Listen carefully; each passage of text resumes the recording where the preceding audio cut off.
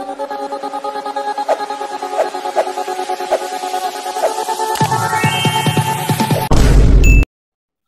hello viewers. நம்ம இன்னைக்கு இந்த வீடியோல எந்த விஷயத்தை பத்தி பேச போறோம், யாரை பத்தி பேச போறோம் அப்படின்னு சொல்லி கேட்டோம் அப்படின்னா, இஸ்ரேல் vs ஈரான் போர் இருக்கு இல்லையா, அது வந்துட்டு கிட்டத்தட்ட 6வது நாள் அப்படின்றத நீடிச்சு போய்கிட்டு இருக்கு அப்படின்னு சொல்லலாம்.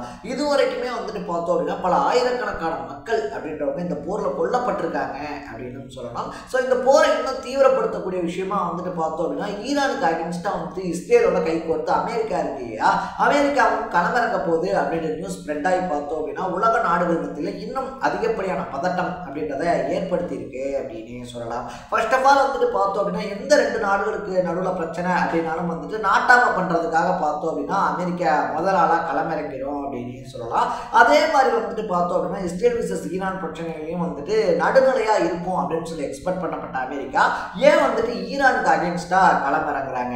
அதை தாண்டி வந்துட்டு பார்த்தோம் அப்படின்னா இஸ்ரேல் முன்னாடி அட்டாக் பண்ண போகுது அப்படின்னு சொல்லி தெரிஞ்சும் வாயை திறக்காத அமெரிக்கா அட்டாக் பண்ணதுக்கு அப்புறமாவும் தொடர்ந்து இஸ்ரேலுக்கு வந்துட்டு பார்த்தோம் அப்படின்னா எதுக்காக இந்த எப்படி சொல்றது ஆதரவு அப்படின்றத கொடுத்துக்கிட்டு இருக்காங்க. இதை தாண்டி வந்துட்டு மலைகள் இருக்கு இல்லையா, மலைகளை குறைஞ்சு வந்துட்டு தங்களுடைய அணுசக்தி நிலையங்கள் அப்படின்றத அமைச்சிருக்கிறதுனால இஸ்ரேலால ஒண்ணுமே பண்ண முடியாது அப்படின்ற சுச்சுவேஷன் இருக்கும்போது இஸ்ரேலுக்கு கை கொடுக்கறதுக்காக GPU அப்படின்னு சொல்லக்கூடிய இது வரைக்குமே எந்த போர்லையுமே பயன்படுத்தாத அதிபயங்கரமான குண்டை இஸ்ரேலுக்கு கொடுக்கறதுக்கு அமெரிக்கா முன் வரதுக்கான காரணம் என்ன அப்படின்னு சொல்லி தான் பல விஷயங்களை இந்த வீடியோல நம்ம பேச போறோம்.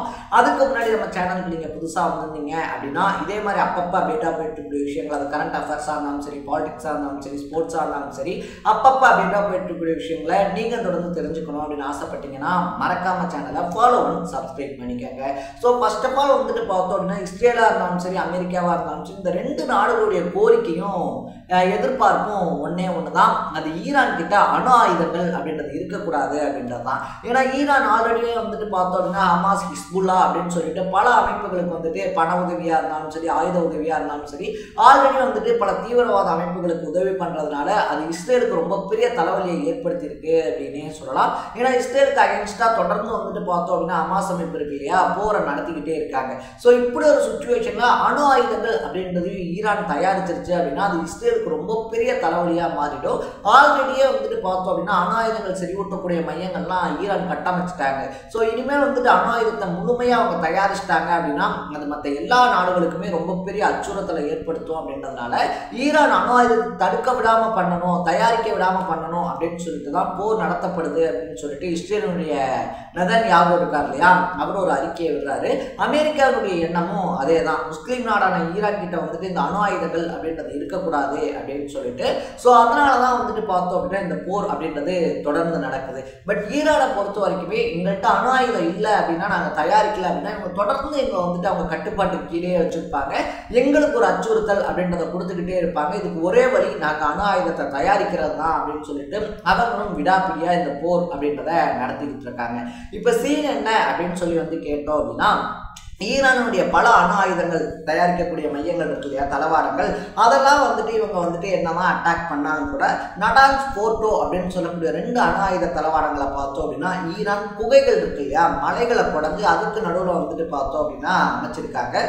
இதை வந்துட்டு தாக்கக்கூடிய வகையிலான ஆயுதம் அப்படின்றது இஸ்ரேல் கிட்ட கிடையாது. ஸோ என்னதான் தொடர்ந்து போர் நடந்தாலும் பல அப்பாவி மக்கள் சாவாங்களே தவிர இஸ்ரேல் வந்துட்டு பார்த்தோம் அப்படின்னா அந்த தளவாடங்களை அழிக்க முடியாது. இதனால நாளுக்கு நாள் இந்த போர் நீட்டிச்சுக்கிட்டே இருந்தாலும் ஈரான் ஒரு பக்கம் அணு ஆயுதத்தை தயாரிக்கிற தன்னுடைய முயற்சியில தொடர்ந்து ஈடுபடுவாங்க. அதை உடனடியாக நிப்பாட்டணும் அப்படின்னா அதுக்கான ஒரே வழி அமெரிக்கா கிட்ட இருக்கக்கூடிய GBU 57 மேசிவ் ஆர்டினேட் பெனட்ரேட் அப்படின்னு சொல்லக்கூடிய ஒரு குண்டு தான் அப்படின்னே சொல்லலாம். ஸோ இந்த GBU 57 இருக்கு இல்லையா, அதை வந்துட்டு வீசினாங்க அப்படின்னா எக்ஸாம்பிளுக்கு ஒரு 20வது மாடியில் அந்த குண்டு இருக்கு அப்படின்னா 20வது மாடியில் 20வது ஃப்ளோர்ல தான் அந்த குண்டை போடுறாங்க அப்படின்ற பட்சத்தில் அது ஃபர்ஸ்ட் ஃப்ளோர் வரைக்கும் ஊடுருவி வெடிக்கக்கூடிய ஒரு சக்தி வாய்ந்த குண்டு அப்படின்னு வந்து சொல்லப்படுது.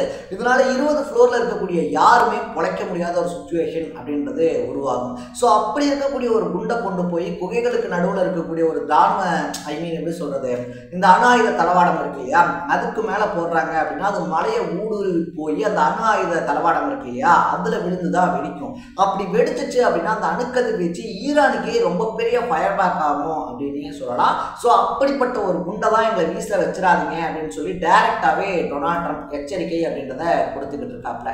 அப்படிப்பட்ட அந்த குண்டை வந்துட்டு சர்வ சாதாரணமாகவும் வீசிட முடியாது. அதுக்குன்னு பிரத்யேகமாக இருக்கக்கூடிய B2 அப்படின்னு சொல்லக்கூடிய ஒரு ஃப்ளைட்டில் வச்சு தான் அந்த குண்டை கூட வீச முடியும். ஸோ இப்போ இஸ்ரேலுக்கு ஒரே ஒரு வாய்ப்பு அமெரிக்கா கிட்ட இருந்து அந்த குண்டை வாங்குறது தான். பட் அப்படி ஒரு குண்டை போட்டாங்க அப்படின்னா இது வரைக்கும் உலகம் பார்க்காத ஒரு பேரழிவு அப்படின்றத ஈரான் பார்க்கும். அதனால பல பக்க விளைவுகள் அப்படின்றத அமெரிக்கா எதிர்கொள்ள வேண்டியிருக்கும். அப்படின்றதுனால முடிஞ்ச அளவுக்கு வந்துட்டு பார்த்தோம் அப்படின்னா பேச்சுவார்த்தை, உடன்படிக்கை, அமைதி, சமாதானம் அப்படின்னு சொல்லிட்டு அமெரிக்கா முடிஞ்ச அளவுக்கு பார்த்தோம் அப்படின்னா வெள்ளக்கூடிய தூக்குறாங்க.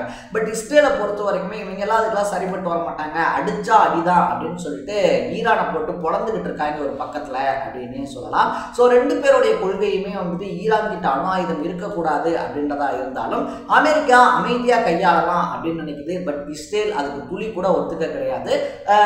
ஈரானுடைய தலைவர் இருக்கார் இல்லையா ருமேனி, அவரை போட்டு தள்ளுறதுதான் ஒரே வழி அப்படின்னு சொல்லிட்டு தான் அடுத்தடுத்த தாக்குதல்கள் அப்படின்றத நடத்திக்கிட்டு இருக்கு. ஒரு கட்டம் வரைக்கும் தான் வந்துட்டு அமெரிக்காவுமே இதுல ஒரு அளவுக்கு அமைதியா இருக்கும். ஈரான் தொடர்ந்து வந்துட்டு பார்த்தோம் அப்படின்னா அமெரிக்கா கிட்டையுமே மிரட்டல் அப்படின்றத கொடுத்துக்கிட்டு இருக்காங்க. இன்கேஸ் அமெரிக்கா உள்ள வந்துச்சு அப்படின்னா எங்களுக்கு இஸ்ரேலை தாக்குறது கூட வந்துட்டு கொஞ்சம் கஷ்டமான வேலை தான், ஏன்னா கொஞ்சம் தூரத்துல இருக்கு.